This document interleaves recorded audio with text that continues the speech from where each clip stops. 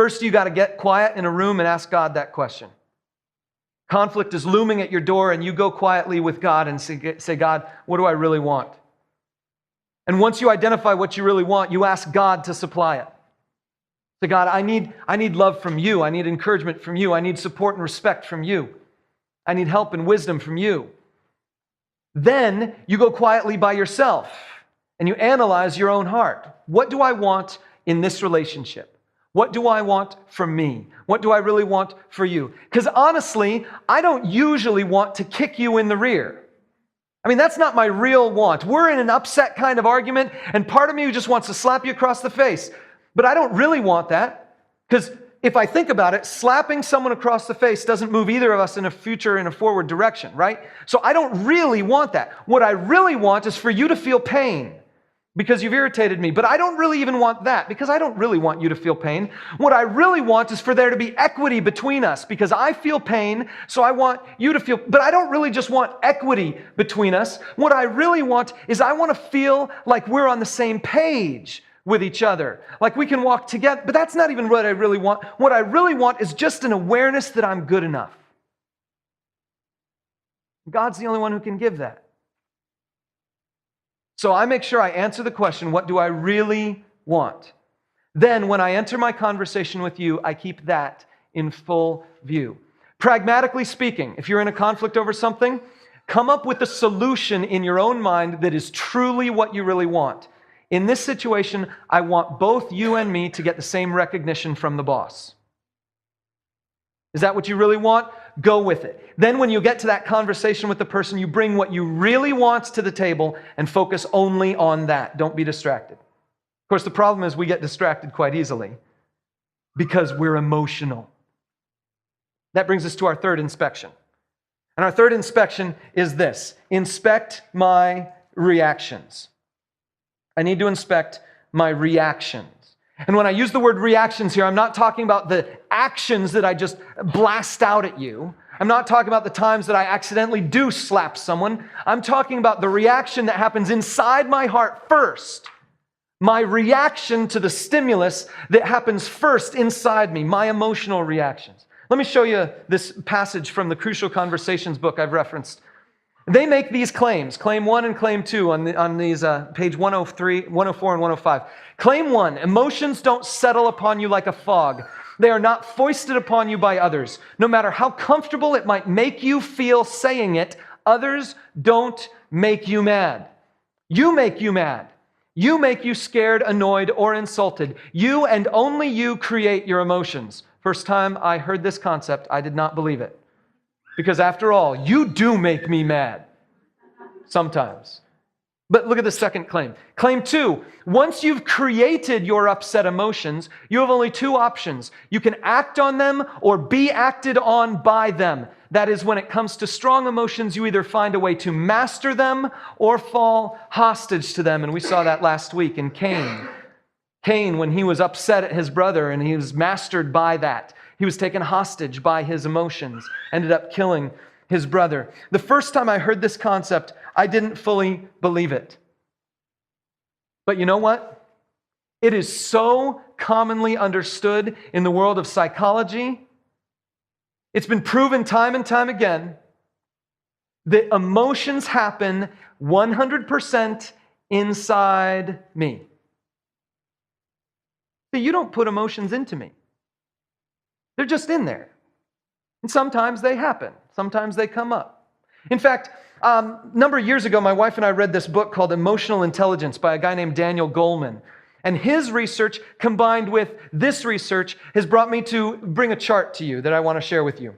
Here's the chart on how emotions work in your life. It goes like this. First, something outside me happens. Daniel Goleman in his book talks about the amygdala, which is this tiny organ inside of your brain that apparently your optic nerve passes straight through. So your eye sees something, it passes through the amygdala before it gets to your brain where you can process it and think about it. So your emotions start happening before you even have eyesight of whatever it is, before you even are aware of whatever it is. Because the amygdala is the part of your brain that washes the rest of your brain with the emotion chemicals, okay? So it starts with something outside me, then something inside me. Something happens inside my brain area that begins the process of next creating emotions. And finally, those emotions are called emotions because they move me to motion. They cause me to move, and that brings us to our actions. The question for us today is that I can't change the something outside me. If you cut me off in traffic, I can't change what just happened. If you get the recognition from the boss, I can't change what just happened. I can't change my emotions either. That happens inside my brain. It just washes right there. All of a sudden, instantaneously, immediately, something happens inside my brain to cause some emotions. And then finally, I've got actions. Because if I don't master my emotions, then they will master me, and my actions result from that. No matter how emotional you think you are, this is how it works. The question for us is, what about this something inside me? Can I influence that? Can I change that? As a matter of fact, you can. This something inside me part, let me illustrate this way. How many of you have ever seen a ball fly towards your face? Raise your hands in this room if when you see something flying at you, you usually catch it. Raise your hands in this room if when you see something flying at you, you usually avoid it. Raise your hands if you try to catch it and then drop it. Yeah, there's a few. Okay. So here's the thing. Do you know what's happening inside of you when this happens? The ball is coming towards your face. Your eyes see the light that happens with the ball coming towards your face. It's moving towards your face. Your three-dimensional perception is identifying how far the ball is from your face and the trajectory it's coming towards your face. And there's a part of your brain, your amygdala, that says, I've seen this before. The last time this happened, that ball hit the face. The nose started bleeding, and everybody started laughing. I know what I'm going to do. I'm going to send the brain the fear signal.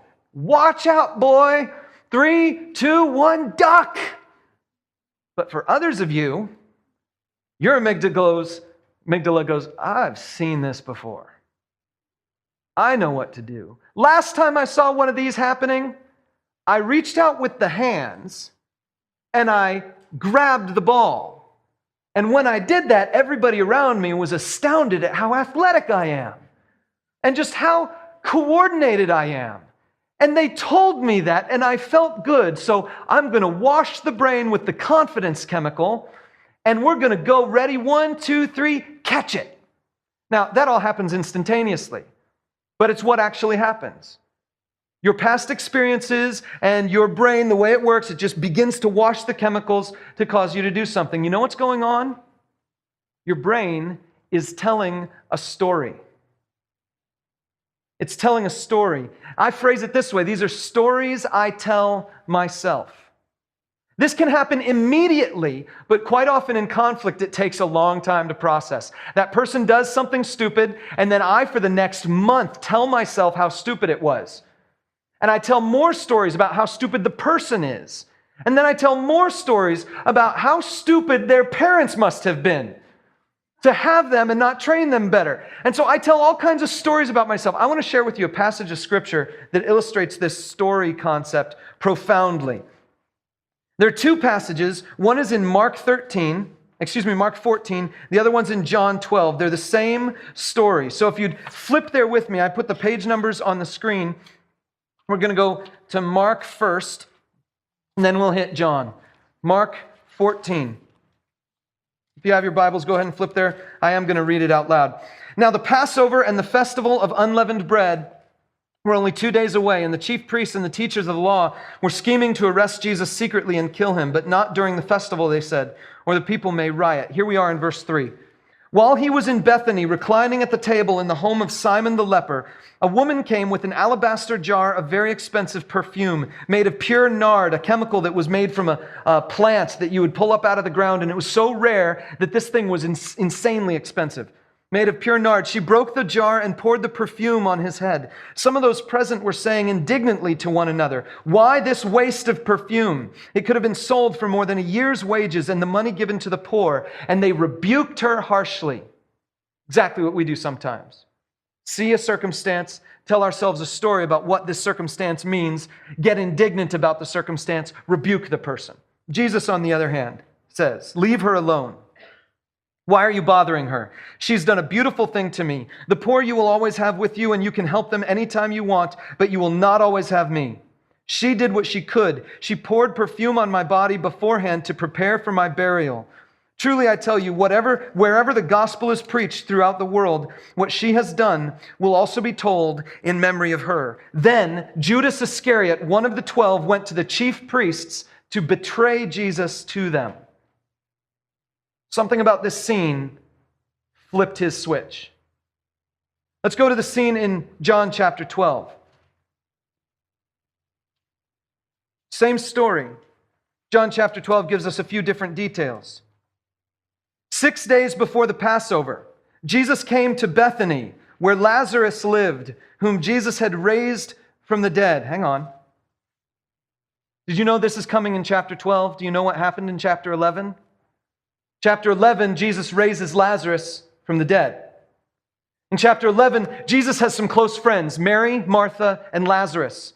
And he gets word from Mary and Martha that Lazarus is sick and he's probably going to die. And Jesus lingers, he waits, he doesn't go. And then finally he decides with his disciples he's going to go. And he gets there and Lazarus is already dead. He's been dead for 4 days. And Jesus says to Mary and Martha, "Open up the tomb so I can do something." And they say, "Jesus, don't open the tomb. It's 4 days later. He smells by now."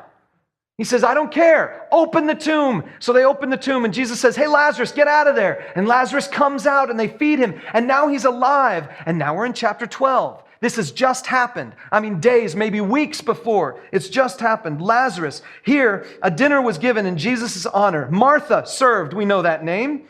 While Lazarus was among those reclining at the table with him. Then Mary took about a pint of pure nard, an expensive perfume. She poured it on Jesus' feet and wiped his feet with her hair. And the house was filled with the fragrance of the perfume. But one of his disciples, Judas Iscariot, who was later to betray him, objected. "Why wasn't this perfume sold and the money given to the poor? It was worth a year's wages." He did not say this because he cared about the poor, but because he was a thief. As keeper of the money bag, he used to help himself to what was put into it. "Leave her alone," same words. Jesus replied, "It was intended that she should save this perfume for the day of my burial. You will always have the poor among you, but you will not always have me." It's the same story, but in John we get a little bit more context. And the context we get is significant. Because see, what's going on here is Jesus and his disciples are telling